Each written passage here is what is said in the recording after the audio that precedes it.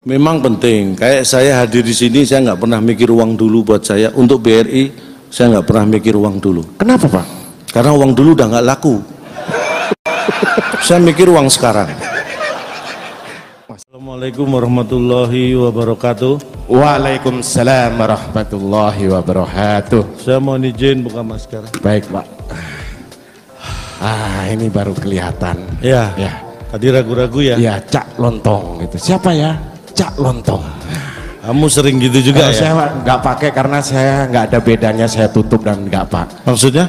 Siapa ya? Dibuka? Siapa sih? Nah, jadi saya kurang pede. Berarti gitu. wajahmu itu harus dijelaskan dengan visi dan misi desa. Luar ya, ganteng sekali ya. Biar lebih jelas. Bapak keren banget hari ini. Ini memang sengaja saya mengenakan, biasanya kalau saya hadir di acara seperti ini pakai batik biasanya. Iya, karena lebih aman kalau hadir di acara masa pandemi atau pasca pandemi ini pakai batik lebih aman. Karena kalau masuk ruangan pakai batuk malah disuruh swab. Mending pakai batik. Tapi hari ini enggak? Beda. Kali ini saya pakai jas, ini juga rancangan, Anda tahu? Khusus untuk hari ini? Khusus untuk malam hari ini. Ini jas ini rancangan siapa? Ini Ivan Gunawan. Oh bukan. Siapa? Biasa kalau. Ini rancangan siapa? Ini rancangan anggaran desa yang sudah setujui. Saya kenakan malam hari ini. Keren sekali. Silakan Pak. Sekali lagi terima kasih. Penting sekali kesehatan, kita tetap patuh protokol kesehatan. Jadi apalah artinya uang kalau kita tidak pegang. Iya. Itu artinya kesehatan yang utama. Iya. Seperti tadi disampaikan Bapak Wakil Direktur Utama BRI. Beliau ini sudah sangat akrab dengan saya. Oh, terakhir ketemu kapan? Terakhir saya ketemu beliau itu pas Bapak terakhir ketemu saya itu Pak Catur ya. Itu terakhir ya? Iya, pas itu. Pas itu. Bapak ini dia banyak kepala desa nih. Bapak dulu juga kalau nggak salah. Ya, saya perkenalkan diri. Iya. Saya juga dari desa. Desa ya? Dari desa. Bapak dari desa mana? Desaku yang kucinta. Oh. Pujaan hatiku. Iya. Tempat ayah dan bunda dan handai tolanku. Oh ya bongkar. Kayak lagu, tapi pernah punya cita-cita dulu Pak? Cita-cita saya kalau seperti melihat tadi finalis-finalis, saya jadi ingat cita-cita saya itu sebenarnya pengen jadi kepala desa seperti bapak saya. Weh, dulu bapaknya kepala desa? Enggak, bapak saya juga pengen. Oh. Bapak saya juga pengen jadi kepala desa. Pak, kalau urusan itu sih bapak saya juga pengen. Loh, jangan-jangan kamu adikku? Gimana sih Bapak? Oh, bapaknya sama-sama pengen kepala desa. Bukan itu maksudnya. Udah gini aja Pak.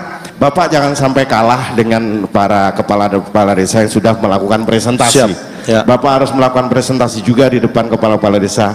Di desa Bapak sendiri mengenai pertumbuhan ekonomi, penggalaan ekonomi kreatif gimana Pak? Ya, warga saya itu sangat kreatif. Kita membudidayakan yang namanya BUMDes itu kita aktifkan. Ya. Jadi UMKM itu menjadi perhatian yang utama di desa kami. Ya. Jadi kita mau usaha mikro, kecil dan menengah. Weh. Tapi kita bikin usaha mikro kecil itu maju. Bukan menengah, karena kalau menengah takut ketabrak, jadi mending maju. Kalau menengah kan rawan ketabrak ya. Jadi itulah mikro. Wujudnya apa? Wujudnya yang jelas seperti saya terapkan. Saya itu sebagai kepala desa, saya wajibkan istri saya dan istri saya juga punya inisiatif belanja sudah tidak lagi ke minimarket, supermarket, tapi ke UMKM, warung-warung tetangga.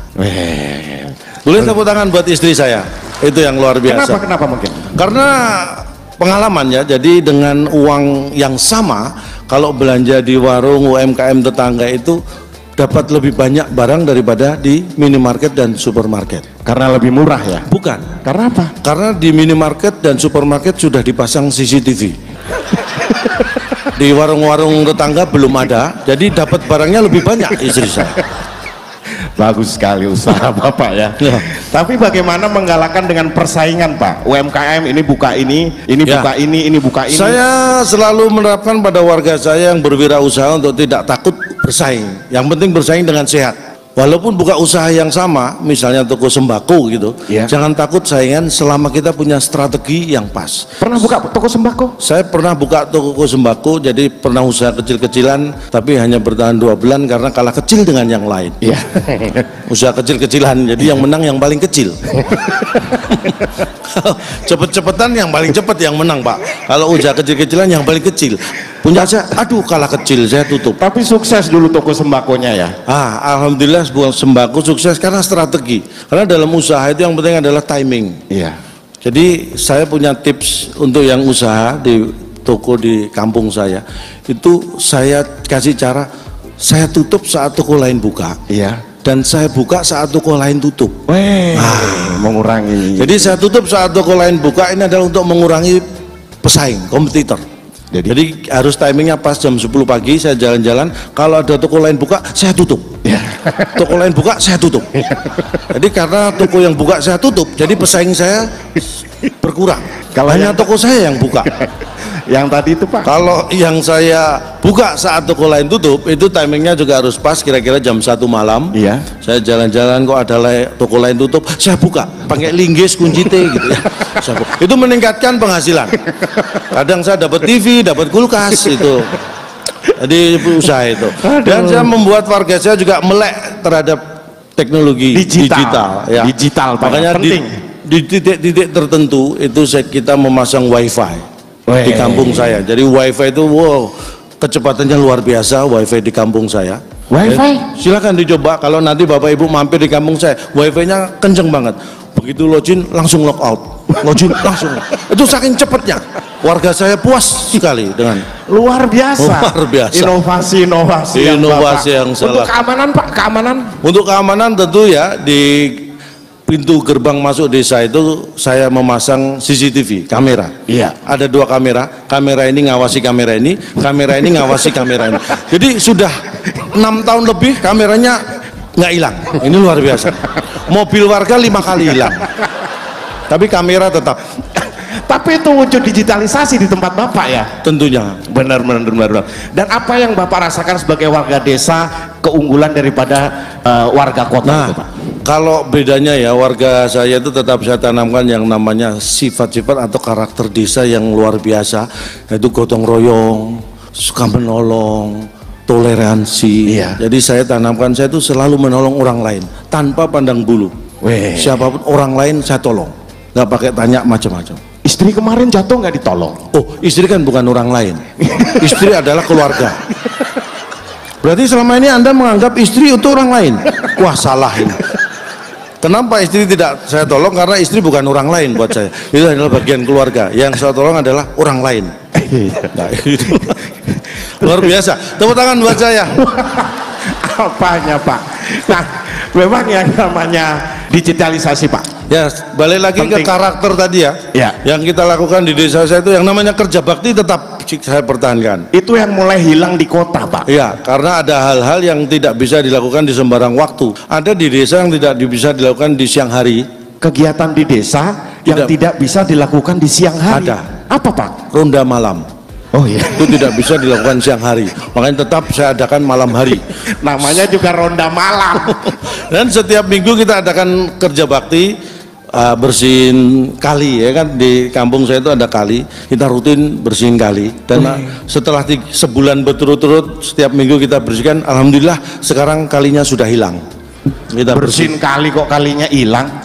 Bersihin sampah yang dibuang, sampahnya. Bersihin kotoran yang dibuang, kotorannya. Ini bersihin kalinya kita buang. Jadi alhamdulillah kalinya sudah hilang. Tinggal kurang, bagi dan tambah. Karena kali sudah hilang ya. Balik lagi ke sesuai dengan tema bagaimana kita melakukan transformasi desa melalui sinergi inovasi dan digitalisasi. Luar biasa. Karena sekarang Pak, apa-apa semuanya itu handphone. Apa-apa semuanya handphone. Nah, itulah Pak. Ini orang yang diperbudak teknologi. Tapi penting, teknologi penting. Memang penting. Kayak saya hadir di sini, saya nggak pernah mikir uang dulu buat saya. Untuk BRI, saya nggak pernah mikir uang dulu. Kenapa Pak? Karena uang dulu udah nggak laku. Saya mikir uang sekarang. Nggak masuk. Pak, saya ini tadi sudah mau serius loh Pak. Bapak bercanda. Tapi serius, mikir uang. niat saya hadir di sini memang ibadah. Saya itu mencari pahala. Uang? Uang itu hanya syarat sah ibadah. Jadi ibaratnya ibadah itu sholat, uang itu wudunya. Tanpa wudu, sholatnya nggak sah. Hanya itu. Bisa aja Bapak ya. Ya, saking nganggurnya. Nggak mengenai bener tadi digital. Ya, digital. Digital. Saya memang, ini mohon maaf, saya sebagai kepala desa beda dengan warga biasa, beda kualitas, Pak. Apa contohnya? Anda bangun tidur, yang dicari pertama kali? Zaman sekarang bukan nyari, sudah menjadi kebiasaan bangun ngecek handphone, ngecek jualan online, juga ngecek nyari handphone. Manusia kualitas standar dan di bawah standar. Bangun tidur yang dicari handphone. Saya beda. Saya bangun tidur pertama kali yang saya cari adalah anak. Waduh. Karena handphone saya dibawa anak. Sama saja, Pak. Oh beda, saya nyari anak, Anda nyari handphone. Saya nyari handphone buat nyari anak. Saya nyari anak ketemu handphone. Berarti anak nomor 2, Anda setelah handphone. Saya anak nomor 1, beda kualitas. Bapak hadir di sini juga karena digital, ya? Saya hadir di sini karena digital. Jadi begitu antara di telepon, maksudnya di telepon, di email. Ya, saya dihubungi CEO, ya. Masa? Pak, bukan. Katanya CEO. Acara ini pakai IO kan Pak ya? Pakai. Ya IO-nya itu yang telepon saya. CEO, event organizer. Iya, bukan iya. CEO BRI. Iya, silakan Pak. Saya nggak mau ngomong sama Bapak dan Pak. Saya dihubungi, saya mikir, saya dilema nih antara saya terima atau saya ambil. Ini saya bingung. Saya berhari-hari mempertimbangkan. Akhirnya saya putuskan ini saya terima. Karena kalau tidak saya terima ini diambil orang. Jadi diterima ini. Ini mohon maaf, waktu saya masih ada atau tidak? Saya sebagai finalis ke-6 biasanya 2 menit jawaban saya. Ini nggak ada waktu. Biasanya dibatasi. Bapak yakin akan diberi penghargaan, akan yakin? Saya yakin semua ini desa brilian ini luar biasa. Sekali lagi tepuk tangan buat desa-desa Indonesia yang sangat hebat. Selamat bagi nanti yang menang akan diberi hadiah tentunya ya.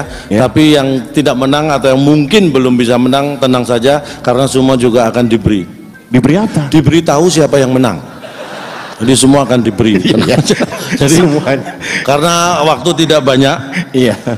Kita berjumpa lagi di Desa Brilian tahun depan. Saya ngasih DP dulu. Sudah saya DP Pak Catur, tolong diingatkan. Jangan Bapak ngomong. Jangan dong. Enggak, tolong jangan dimasukkan nanti Pak Catur ya. Dimasukkan agenda aja. Lebih jelas. Jadi mungkin ini yang bisa saya sampaikan. Mudah-mudahan acara ini berjalan dengan baik dan lancar. Kalau ada kata-kata yang salah mohon dianggap benar.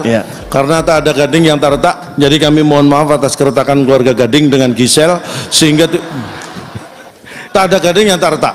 Atas nama keluarga besar Gajah kami mohon maaf. Tidak bisa menghasilkan gading yang tak retak. Kalau ada sumur di ladang boleh kita menumpang mandi. Kalau ada umur panjang mudah-mudahan kami diundang BRI lagi. Amin. Selamat malam. Wassalamualaikum warahmatullahi wabarakatuh.